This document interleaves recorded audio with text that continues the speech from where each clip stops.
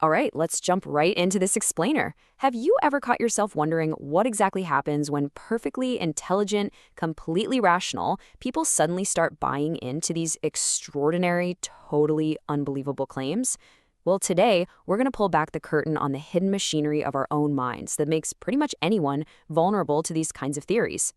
We're not just going to swap crazy stories today, we are going straight under the hood of human psychology to figure out why these ideas spread like wildfire. When we hear a really wild theory, our very first instinct is usually to assume that whoever believes it must just be completely irrational. But the really fascinating thing here is how we can completely reframe this mystery. The true architect of doubt isn't the theory itself, and it's definitely not a lack of intelligence. It is actually the deep evolutionary wiring of the human brain. To figure out why we fall into these mental traps today, we really have to look at what our brains were actually designed to do in the first place. To really get this, we got to rewind a few thousand years. Imagine our ancient ancestors trying to navigate a dangerous, totally unpredictable world. They did not survive by being perfectly logical, and they certainly weren't waiting around for peer-reviewed evidence. They survived by using the brain as the ultimate pattern recognition machine. The human mind was forged in an unforgiving environment where missing just one single clue meant you literally might not live to see tomorrow. Picture the evolutionary advantage here. An early human hears a sudden rustling in the bushes. They've got a choice: assume a deadly predator is hiding in there and run for their life, or ignore it, assuming it's just the wind. Well, assuming a predator was in the bush kept you alive. If you were wrong, you just burned a few extra calories running away.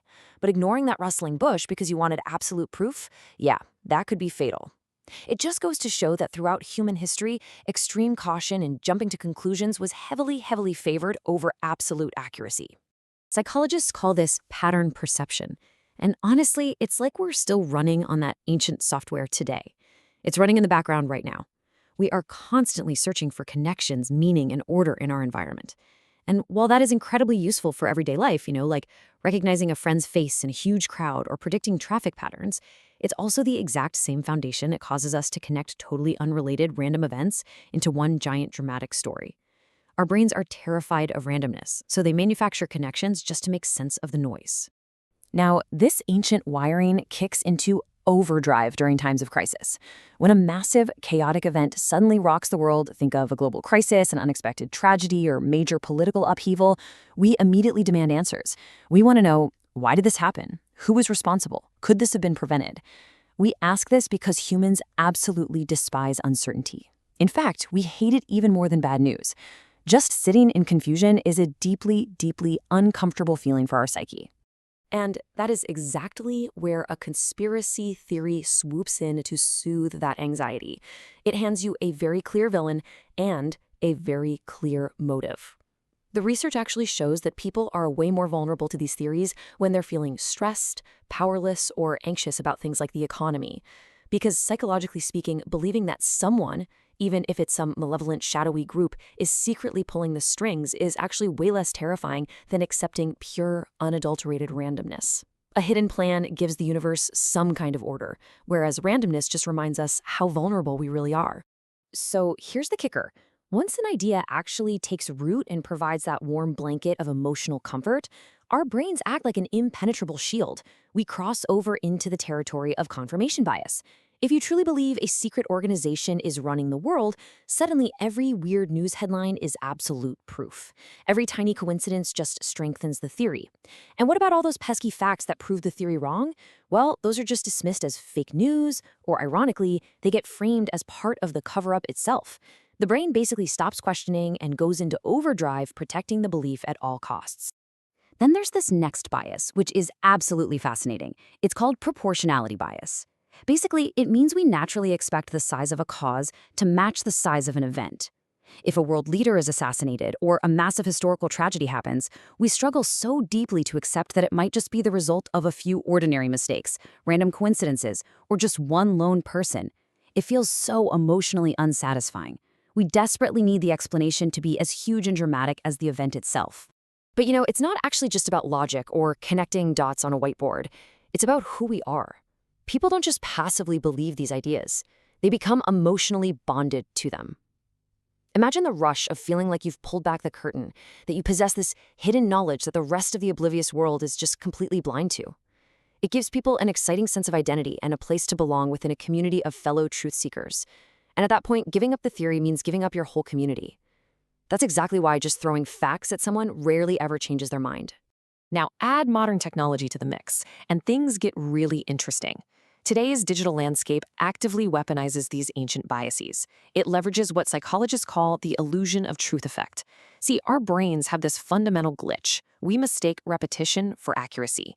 If we hear the exact same claim over and over again, even without a single shred of new evidence, that mere familiarity actually begins to feel like absolute truth. It usually happens like this, step by step, creating a total digital echo chamber. You start out just being a little curious, right? You click one single video. Boom. Immediately, the algorithm, which is designed to hijack your attention at all cost, serves up dozens of similar videos. Before you even realize what's happening, you're completely surrounded by the exact same repeating ideas. The algorithm just feeds you these claims on a loop until you're insulated inside a manufactured reality, which completely supercharges that illusion of truth we just talked about. Now we have to pause here for a major reality check. As we navigate all of this, it is incredibly important to acknowledge that real conspiracies do exist in history. Governments, giant corporations, and criminal organizations have absolutely secretly planned illegal activities in the past. That's just a matter of historical record. Because of that fact, it is perfectly reasonable to investigate extraordinary claims. We shouldn't just blindly swallow everything we're told, for sure. But the real difference here, the line between healthy curiosity and falling down a dark rabbit hole, is entirely about your methodology. It's a stark contrast in mindset. Healthy skepticism says, hey, let's ask questions and see where the actual evidence takes us. Conspiracy thinking, on the other hand, says, I already know the truth. Now let me just go hunt for the puzzle pieces that fit my conclusion, and I'll throw away all the rest. So how do we navigate all of this without totally losing our grip? Well, to protect ourselves from our own cognitive shortcuts, psychologists say we need to deliberately slow down. When you feel that sudden emotional rush from a dramatic claim, hit the brakes. Ask yourself, what is the actual evidence here? Could there be a simpler explanation? Are independent experts finding these same things? And honestly, the most important question, am I looking at this neutrally, or am I just looking for things that prove I'm right? The biggest takeaway from this explainer is actually super empowering.